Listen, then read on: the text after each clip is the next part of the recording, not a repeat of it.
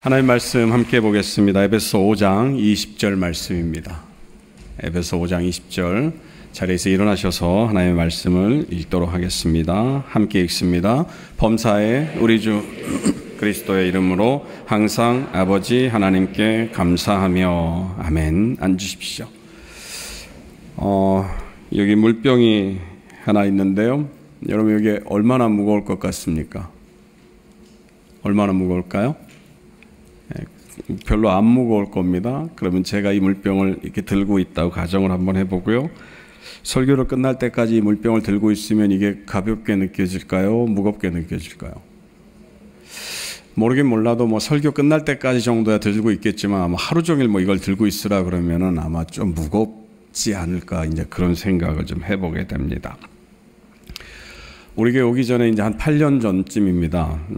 아마 8년으로 제 기억이 되는데요. 조그마한 개척교회에서 교육 목사를 했었던 적이 있습니다. 그런데 그때 추수감사 주일날 이제 설교를 제가 어떻게 이제 하게 되었습니다. 그때 이제 들었던 내용들을 좀 한번 검색을 해서 좀 가지고 왔는데요. 그 내용을 그대로 좀 옮겨보겠습니다. 4개월 정도 주일 학교를 맡아서 아이들을 지도했고 현재는 선생님 1명과 학생 2명이 떠났습니다. 총신대학교 신학대학원에서 강의를 하기로 했다가 취소됐고 현재 강의하고 있는 학교에서는 2과목을 가르치려고 했다가 한 과목은 폐강이 됐습니다. 교회 3곳에 이력서를 넣었습니다만 한 교회에서는 아무런 연락도 없었고 한 교회에서는 죄송하다는 연락이 또 다른 한 교회에서는 최종 후보에 들지 못했다는 연락을 받았습니다. 이게 이제 그 8년 전 추수감사절 때 제 형편을 이제 얘기했던 그 내용입니다. 공교롭게도 그 다음 해에도 또 추수감사절 때 설교를 했습니다. 그 교회에서, 같은 교회에서. 그때 또 이런 내용을 적었습니다. 작년과 현재의 상황을 비교해 보겠습니다. 1년이 지나자 학생 2명이 더 줄었습니다. 그때 이후로 약 5교회에 이력서를 넣었고 면접을 본 교회는 2곳 정도 있었지만 역시 달라진 것은 아무것도 없었습니다. 작년에는 강의를 나가면서 강사료를 받았었는데 지금 강의를 하는 신학교는 워낙 재정 상황이 열악한 학교여서 강사료는 고사하고 제 차비 써가면서 나가고 있습니다. 1년의 시간이 흘렀지만 달라진 것은 아무것도 없었습니다. 오히려 객관적으로 볼 때는 더 나빠졌습니다. 이게 제가 8년 전, 7년 전에 그런 상황이었습니다. 제가 왜 이 말씀을 드리느냐? 오늘은 우리가 잘 알고 있는 대로 추수감사절입니다. 그럼 여러분 제가 그때 그 추수감사절 설교를 2번 하면서 여러분께 질문을 한번 드리겠습니다. 그때 제가 하나님께 감사를 했겠습니까? 안 했겠습니까? 마음속으로 알려드릴까요? 안 알려줄 겁니다. 여러분 우리의 삶이 어떻습니까? 여러분 1년 전 그리고 지금하고의 삶을 한번 비교해 보십시오. 아마 모르긴 몰라도 그렇게 큰 차이가 없을 겁니다. 왜냐하면 저와 여러분들의 삶이 그렇게 무슨 극적으로 변하는 그런 환경들이 아니기 때문입니다. 앞서 물병의 얘기를 잠깐 말씀을 드렸지만 저와 여러분들의 삶의 환경들이 크고 작은 어려움들이 우리 삶 가운데 펼쳐질 때 처음에는 견딜만 합니다. 처음에는 그냥 들고 있을만 해요. 그런데 그 일들이 시간이 지나면서 계속해서 변함이 없고 그냥 그 일들이 계속 진행이 되면 어느 순간부터는 우리가 지치게 됩니다. 저와 여러분의 삶도 마찬가지입니다. 작년의 삶이나 올해 삶이나 이렇게 별반 차이가 없는데 올해도 느닷없이, 그러니까 어김없이 눈치 없는 추수감사절은 또 돌아왔습니다. 추수감사절이니까 감사할 제목들을 좀 생각해야 되는데 저 역시도 마찬가지고 여러분들도 마찬가지인데 그럼 지금 우리는 무엇을 감사해야 할까라는 것들을 한번 생각해 볼 필요가 있습니다. 과연 여러분들은 무엇을 감사해야 합니까? 무엇을 감사하고 있습니까? 추수감사주일이니까 여러분들이 헌금 봉투를 열어서 거기다 일정 금액의 헌금을 넣고 하나님 감사합니다 써서 드렸습니다. 그런데 제가 모르긴 몰라도 확인해 보지 않았지만 그 제목 가운데 범사에 감사합니다라고 하는 그런 내용들이 꽤나 많이 기록이 되어 있을 겁니다. 범사에 감사하라. 항상 감사하라. 오늘 우리가 읽은 본문 말씀 속에서 사도 바울은 저와 여러분들을 향해서 추수감사절을 기념해서 아니면 그렇지 않다 하더라도 우리의 삶 가운데서 감사의 모습들이 있어야 하는데 그 감사는 범사, 모든 일에 감사해야 되고 또 그 감사는 항상 언제나 감사해야 한다라고 얘기를 합니다. 그런데 저와 여러분들의 실상은 그렇지 않다라는 거죠. 감사절을 즈음해서 감사에 대한 생각을 하고 그리고 이 감사에 대한 인간들의 태도가 어떤 것이 있을까 좀 생각을 해보았는데 한 세 가지 종류로 정의를 해볼 수 있을 것 같습니다. 첫 번째는요, 감사할 이유, 대상이 없는 사람입니다. 자신이 가진 것이 너무나도 많습니다. 그리고 모두 다 자기의 피땀으로 이룩한 것들입니다. 아마 여러분 가운데서도 소위 말하는 자수성가한 분들이 계실 겁니다. 열심히 노력해서 그 누구의 도움을 받지 않고 그래서 지금은 살아가는데 그런 아무런 불편함 없이 그냥 쓸 때 쓰고 뭐 먹을 때 먹고 입을 때 입고 뭐 그냥 그리고 자식들에게 뭐 필요한 것들 도와주고 하는 그런 분들이 이 자리에 계실 것입니다. 이런 분들이 하는 얘기들은 그런 것입니다. 세상에 불가능은 없다. 노력해서 안 될 것은 아무것도 없어 라고 얘기를 합니다. 뭐 맞는 말입니다. 그런데 과연 그 누리는 것들이 가진 것들이 어디서부터 오는가 그것들을 생각하지 않는다는 게 문제입니다. 성경에도 이러한 사람이 한 명 우리에게 알려져 있습니다. 부자라고 하는 사람으로 기록이 되어 있는데 이 사람은 어느 날 보니까 수확이 너무나도 많습니다. 거둬들였는데요, 창고가 모자란 겁니다. 그래서 창고를 새로 짓습니다. 그리고 창고에 곡식들을 다 들여놓고 그 곡식을 바라보면서 뿌듯한 마음에 이렇게 고백을 합니다. 누가복음 12장 19절입니다. 함께 읽을까요? 함께 읽습니다. 또 영혼아, 여러 해 쓸 물건을 많이 쌓아두었으니 평안히 쉬고 먹고 마시고 즐거워하자 하리라. 이 부자가 얘기를 합니다. 내 영혼아, 여러 해 쓸 물건을 많이 쌓아두었구나. 이제 이후부터는 우리 평안히 먹고 마시자라고 얘기를 합니다. 예수님께서 이 부자에 대한 얘기를 하는데 이 부자에 대한 생각들을 말씀하시고 이 부자가 어떤 일들을 했는지를 말씀하시지만 그 내용 가운데 단 한마디도 하나님이 언급이 되지를 않습니다.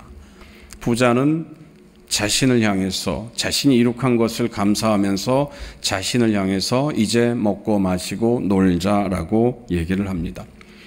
말씀드린 것처럼 이런 사람들은 그것이 어디에서 왔는지에 대한 관심이 없습니다. 좀 더 정확하게 얘기를 하면 하나님이 없다고 얘기를 합니다. 왜요? 그것이 하나님으로부터 온 것에 관심이 없기 때문입니다. 그리고 설령 하나님은 인정한다 하더라도 왜 하나님을 믿어야 하는지를 모릅니다. 그리고 더 나아가서 하나님은 나약한 사람들, 가진 것이 없는 사람들, 뭔가 아쉬운 사람들이나 믿는 것이지 나 같은 사람은 하나님의 도움이 필요 없기 때문에 하나님의 존재가 그렇게 중요하거나 의미 있게 다가오지를 않습니다.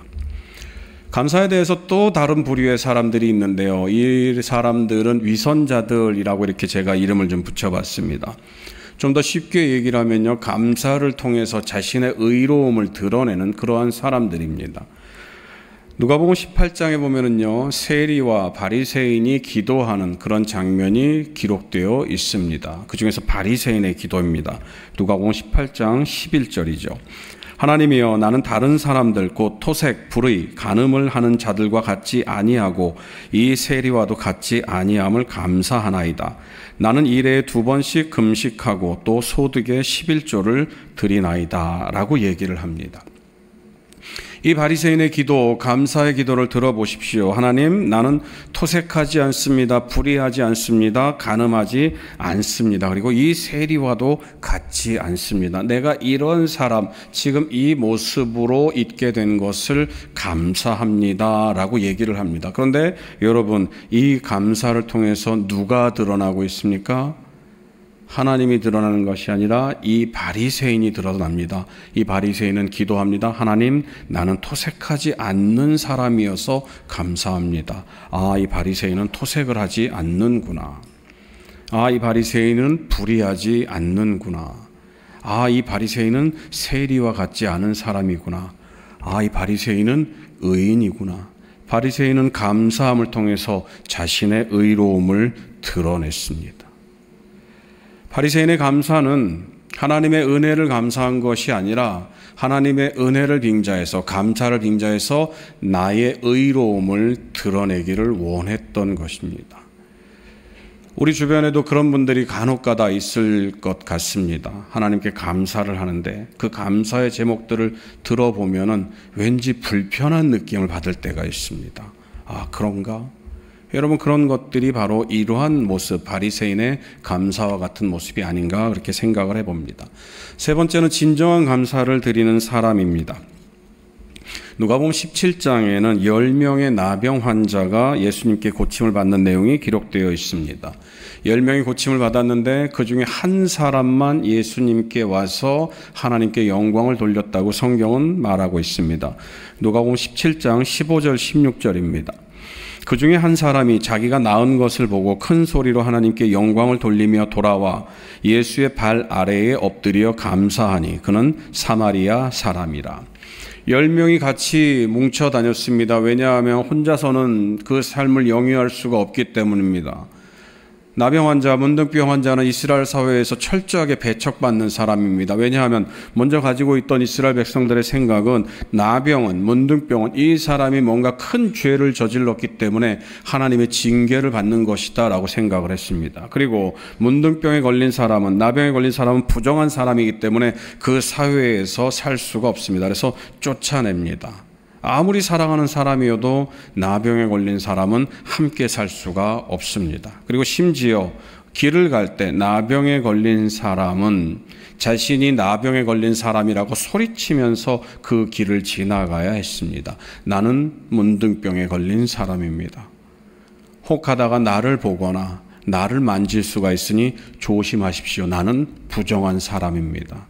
나병에 걸린 사람들은 그런 삶을 살 수밖에 없었습니다. 그들이 원하는 가장 최고의 소망은, 기도 제목은 이 병에서 노임을 받는 것입니다.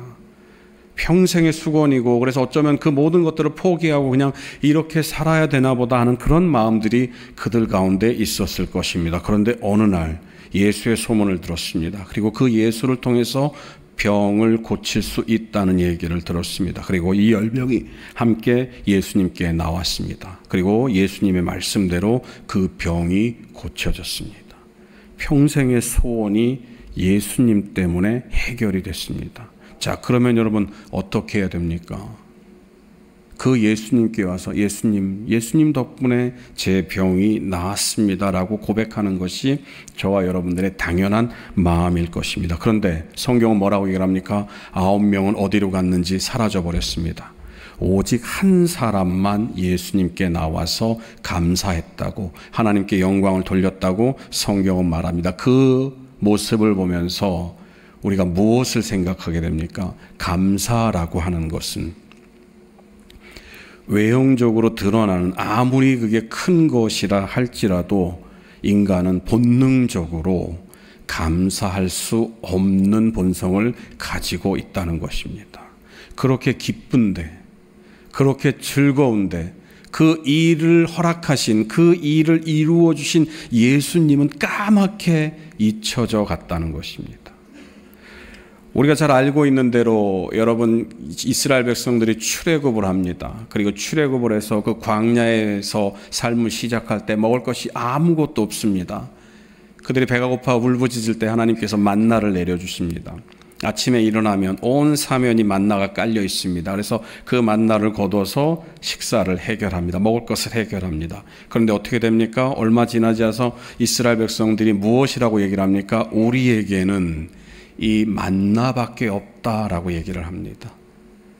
그들의 생명을 살려주는 하나님의 양식인데 어느 날부터 그 하나님의 양식, 하나님의 은혜, 그 하나님의 감사의 조건들이 원망의 제목으로 바뀌어버립니다. 하나님, 도대체 왜 만나밖에 안 주십니까? 중세시대에 한 예화가 있었습니다. 그 전설인데요. 그냥 듣고 넘어가십시오. 이 성도들의 기도를 모아서 하나님께 올려다 드리는 천사가 2명이 있었다고 합니다. 이 한 천사는 우리의 기도 제목들, 그러니까 하나님 누가 아파요, 나 이거 해주세요 하는 그런 간절한 기도 제목들을 올리는 천사고요. 또 한 천사는 감사의 기도 제목을 올리는 천사입니다. 우리의 간구, 기도 제목을 올리는 천사는요, 하루에도 몇 번씩 하늘나라를 왔다 갔다 하는 겁니다. 너무 바쁜 거예요. 정신이 없는 겁니다. 좀만 있으면 그 보따리가 막, 기도 보따리가 하나 가득 차니까 올라갔다 내려왔다. 근데 보니까 다른 천사는 놀고 있는 겁니다. 그래서 야, 너는 뭐 하고 있어 도대체? 그랬더니 나는 없어. 감사의 기도 제목을 가지고 차야지 올라가는데 그 제목에 담는 자루가 텅텅 비었다는 겁니다. 물론 우스갯소리겠습니다만 상징하는 의미가 큰 것 같습니다. 여러분, 저와 여러분들의 그 기도회들을 한번 비교해 보십시오. 감사의 조건들, 감사의 제목들과 아니면 간구의 기도들의 그 비율을 한번 따져 보십시오. 여러분, 사람들은 그렇습니다. 여러분, 여기 서 있는 저도 마찬가지입니다. 한 3, 4개월 전인가요? 얼마 전인지 모르겠습니다만 어느 날 이제 아침에 새벽에 이제 새벽 기도 때문에 교회를 오는데 어느 날 되게 피곤하다라는 생각이 드는 겁니다. 아, 피곤해. 이제 하루 잤으면 좋겠다. 그 생각이 딱 드는 겁니다. 그리고 나서 제가 교회를 이제 와서 차를 딱 내리고 교회 불빛을 딱 봤는데 하나님이 제게 그런 마음을 주시는 거예요. 너 얼마 전만 해도 여기 오고 싶어서 안달했던 놈이 지금 무슨 생각하는 거야? 그런 마음이죠. 여러분, 이게 우리들의 모습입니다. 이게 사람들의 모습이에요. 하나님께 받았는데, 누렸는데 어느 순간부터 그것조차 하나님에 대한 원망의 제목들로 바뀌어 있다는 것. 오늘 우리가 읽은 본문 말씀 속에서 하나님은 이러한 우리의 상황, 우리의 형편들을 전혀 신경 쓰지 않으시는 것 같습니다. 사도 바울을 통해서 오늘 본문에서 하나님은 뭐라고 얘기를 하십니까? 범사에 감사하라. 그리고 또 뭐라고 말씀하십니까? 항상 감사해라.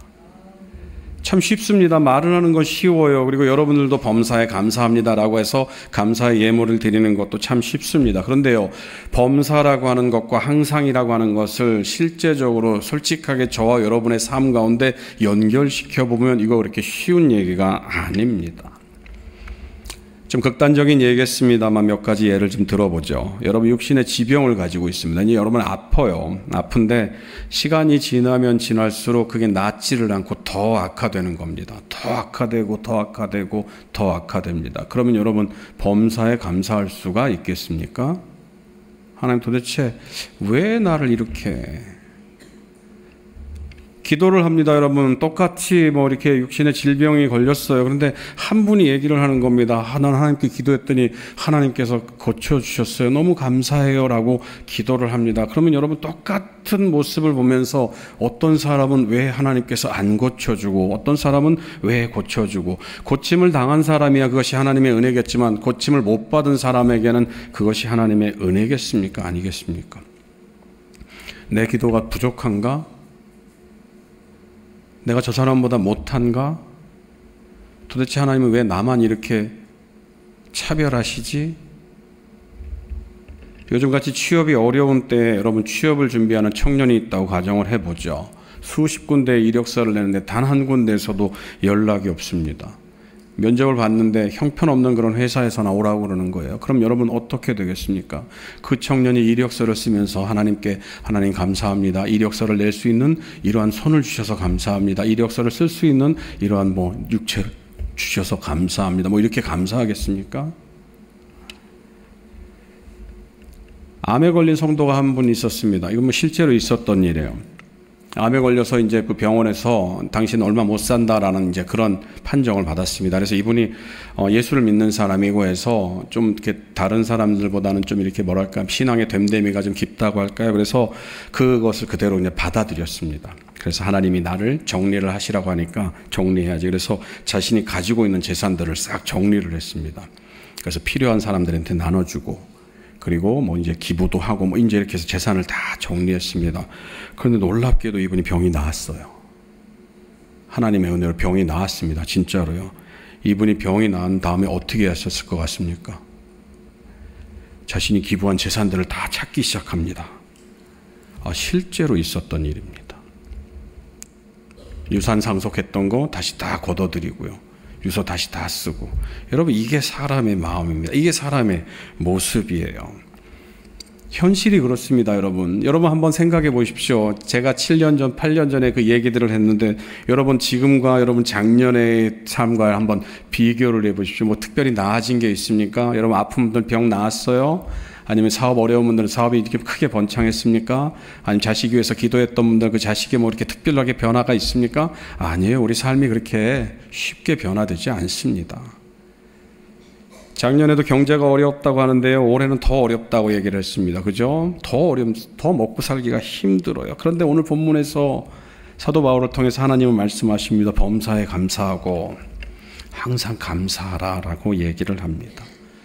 현실적으로 실현 불가능하니까 좋은 말씀이지. 그래, 맞아. 그냥 우리가 이상으로 두고 그래요. 이런 이상이 있는데 우리는 그것에 못 미치니까 우리는 그냥 여기서 살겠습니다라고 얘기를 하기에는 우리가 오늘 들고 나온 이 말씀이 하나님의 말씀이라는 데 문제가 있습니다. 그러니까 그냥 우리가 그냥 그거는 그런 거고요. 우리는 그냥 이렇게 살게요라고 그냥 치부해 버리기에는 이 가치가 너무 높다라는 것입니다. 왜요? 말씀드린 것처럼 이것은 하나님의 말씀이기 때문입니다. 현실적으로 불가능해 보이는 이 말씀을 하나님께서 하신 이유가 무엇일까? 그 이유는 단 하나밖에 없습니다. 하나님께서 우리에게 그것을 명령하셨고 우리가 그것을 할 수 있기 때문에 우리가 그렇게 살라고 명령하신 것입니다. 그래서 오늘 우리가 읽은 본문에서는 하나님께서 그렇게 살 수 있는, 범사에 감사할 수 있는 이유를, 그리고 하나님께 늘 감사할 수 있는 이유를 우리에게 들려주고 있습니다. 오늘 본문을 다시 한번 보시기 바랍니다. 에베소 5장 20절 말씀입니다. 함께 읽습니다. 범사에 우리 주 예수 그리스도의 이름으로 항상 아버지 하나님께 감사하며, 범사에 아버지 하나님께 감사하며, 항상 아버지 하나님께 감사하며, 그 중간에 무엇이 들어있습니까? 우리 주 예수 그리스도의 이름으로. 하나님께서 바울을 통해서 저와 여러분들에게 말씀하신 이 명령, 감사에 대한, 하나님께 감사해야 되는 그 명령의 근원, 그리고 그 명령을 수행해 나갈 수 있는 그 원동력이 무엇인가? 바로 우리 주 예수 그리스도다라고 사도 바울은 말합니다. 이 내용을 좀 더 풀어서 골로새서 2장에서 사도 바울은 이렇게 얘기를 합니다. 우리 같이 또 읽겠습니다. 그러므로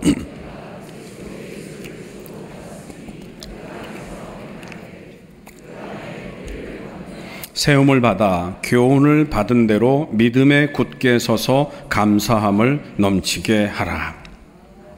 골로새서 2장 6절 7절에서 사도 바울은 감사함을 이제는 넘치게 하라라고 얘기를 합니다. 그런데 이 골로새서 2장 6절에서 무엇이라고 얘기를 하냐, 그 시작을 너희가 그리스도 예수를 주로 받았으니라고 얘기를 합니다. 바로 예수로 말미암아서 감사함을 넘치게 하라라고 우리에게 말을 하고 있는 것입니다. 그러면 과연 어떻게 우리가 감사해야 할까? 예수 그리스도를 주로 받았는데, 예수 그리스도의 이름이 있는데, 그럼 그 예수 그리스도의 이름으로 우리는 어떻게 감사해야 합니까? 라는 의문이 생길 수밖에 없습니다. 그 의문을 누가복음 7장에서 우리가 해결할 수가 있습니다. 누가복음 7장에는 한 여인의 대화, 여인과 예수님에 관계된 일화가 기록이 되어 있습니다. 신학자들은 이 여인을 가리켜서 창녀이거나 아니면 누구나 다 알 수 있는 그런 간음죄를 저지름으로 말미암아서 음탕한 여인이었을 것이다. 그래서 동네에서 누구나 손가락질을 당하는, 누구에게나 손가락질을 당하는 그런 여인이었을 것이다. 이렇게 추정을 합니다. 그 여인이 어느 날 예수님이 식사하는 자리를 찾아옵니다. 그리고 사람들의 눈에 띌까 두렵던지 아니면 예수님의 뒤로 이렇게 돌아와서 예수님 곁에 섭니다. 그리고 눈물로 예수님의 발을 씻어주는 그 내용입니다. 누가복음 7장 37절 38절입니다. 제가 읽어드리죠. 그 동네에 죄를 지은 한 여자가 있어 예수께서 바리새인의 집에 항상 앉아 계심을 알고 향유 담은 옥합을 가지고 와서 예수의 뒤로 그 발 곁에 서서 울며 눈물로 그 발을 적시고 자기 머리털로 닦고 그 발에 입 맞추고 향유를 부으니. 이 여인과 예수님의 모습을 한번 상상해 보시기 바랍니다. 여인이 조심스럽게, 왜요? 누구나 다 손가락질을 하는 죄인이는 여인이었기 때문입니다. 조심스럽게 예수님 곁에 섭니다. 여인의 눈에서 눈물이 떨어지기 시작합니다. 눈물이 쏟아집니다. 오늘 본문 속에서 울며 눈물로 그 발을 적셨다라고 하는데 시간 관계상 그냥 넘어가겠습니다만, 그 적신다라고 하는 헬라어는 이 신약 성경에서 모두 다 비에 관계된 말입니다. 비가 내렸다라고 하는 말에 그 말이 사용이 됩니다. 다시 말하면 이 여인의 눈물이 빗물처럼 쏟아졌다고 하는 것을 의미합니다. 그렇게 해서 이 여인의 눈물로 예수님의 발이 적셔집니다. 이제 이 여인이 무릎을 꿇습니다. 그리고 자기의 머리끈을 풀어 헤칩니다. 그리고 그 젖은 발을, 예수님의 발을 자기의 머리카락으로 닦아내기 시작합니다. 그리고 그 발에 향유를 붓습니다. 계속해서 눈에서 눈물이 흘러내립니다. 여인은 계속해서 눈물을 흘리며 그 발을 닦아냅니다. 그리고 난 뒤에 무엇이라고 얘기를 합니까? 입 맞추었다라고 얘기를 합니다.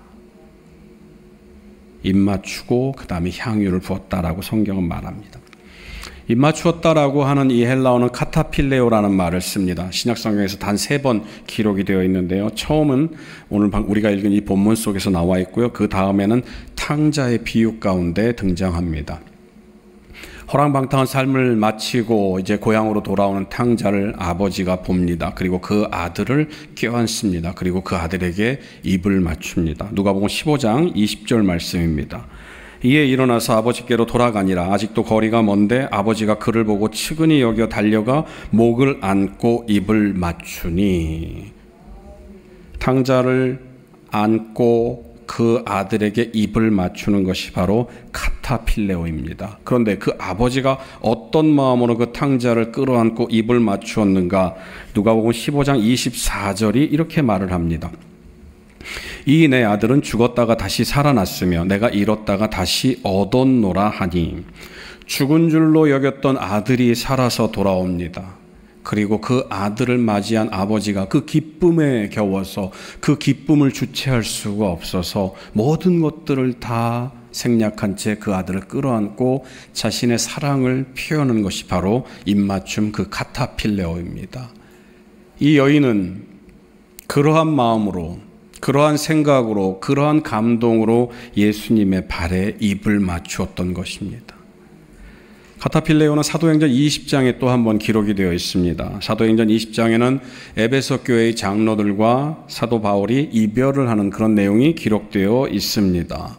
사도 바울은 이제 로마로 떠나게 됩니다. 그리고 그 로마로 떠난 그 이후의 삶이 어떻게 될지, 그리고 모든 사람들이 미루어 짐작할 때 결코 순탄한 삶, 그리고 더 정확하게 얘기하면 죽기 위해서 그 길을 떠나는 것입니다. 사도행전 20장 37절 38절 말씀입니다. 다 크게 울며 바울의 목을 안고 입을 맞추고 다시 그 얼굴을 보지 못하리라 한 말로 말미암아 더욱 근심하고 배에까지 그를 전송하니라. 이제 헤어지면 죽게 됩니다. 이제 이 사람 사도 바울은 이제 이 자리에서 떠나게 되면 이제 죽을 것이다라고 하는 사실들을 모두가 공감하고 있습니다. 그래서 죽음의 자리로 떠나는 바울을 향해서 이별을 구하면서 그들이 입을 맞췄습니다. 그들이 카타필레오 한 것입니다. 죄 많은 여인이 주님 앞에 나와서 눈물로 자신의 죄를 고백합니다. 그리고 나서 그 송구함과 감사함으로 올려드릴 입맞춤이 바로 카타필레오인 것입니다.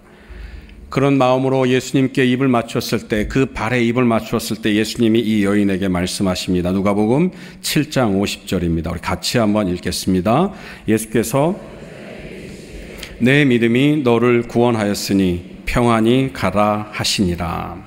바로 우리의 죄를 사하시는 이 예수님의 선포, 내 믿음이 너를 구원하였으니 평안히 가라라고 하는 그 선언, 바로 과거의 허물과 굴레와 그리고 모든 그런 아픔들을 잊게 하시는 그 예수님, 모든 근심과 걱정을 잊게 하시고 그 선포의 주체가 되셔서 그 선포가 있게 되면 그 이후로는 그의 삶이 평안 가운데 거하게 하시는 그 예수님의 능력, 바로 그 그리스도 때문에 오늘 우리가 읽은 본문 말씀에서 우리는 범사에 감사할 수 있고 항상 감사할 수 있는 것입니다.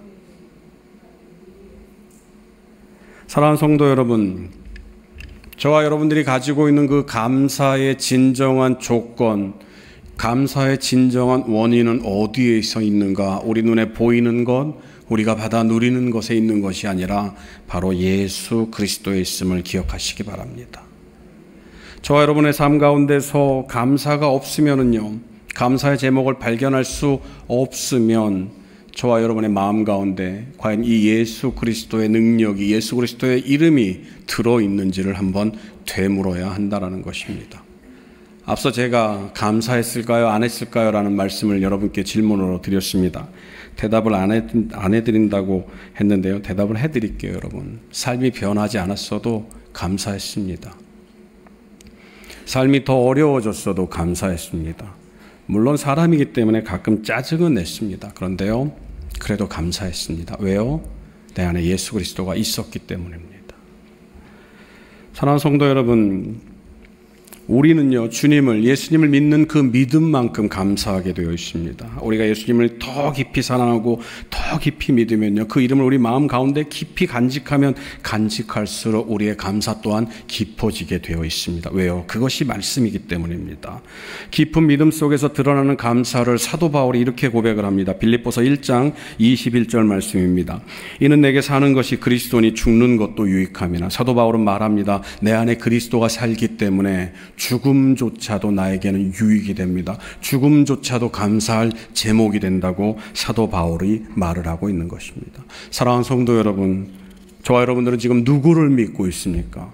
저와 여러분들은 누구를 위해서, 누구 때문에 이 자리에 와서 예배를 드리고 있습니까? 바로 예수 그리스도임을 기억하시기 바랍니다. 예수 그리스도를 저와 여러분의 마음 가운데 심고 있다고 한다면, 예수 그리스도의 마음이 저와 여러분 안에 숨겨져 있다면 저와 여러분의 삶은 감사의 삶으로 바뀔 수밖에 없습니다.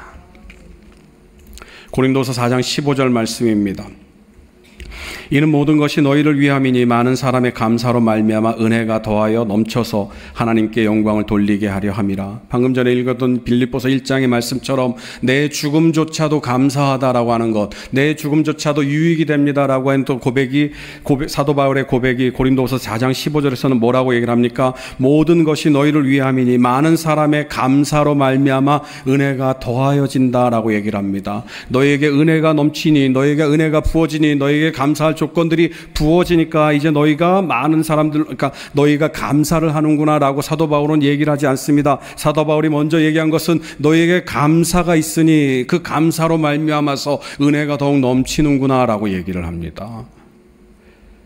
은혜가 넘침으로 말미암아서 감사가 있는 것이 아니라 감사가 있음으로 말미암아서 그 감사에 있는 자리에 하나님의 은혜가 있는 것입니다. 그리고 그 은혜 때문에 더욱더 하나님께 감사를 드릴 수 있는 것이지요.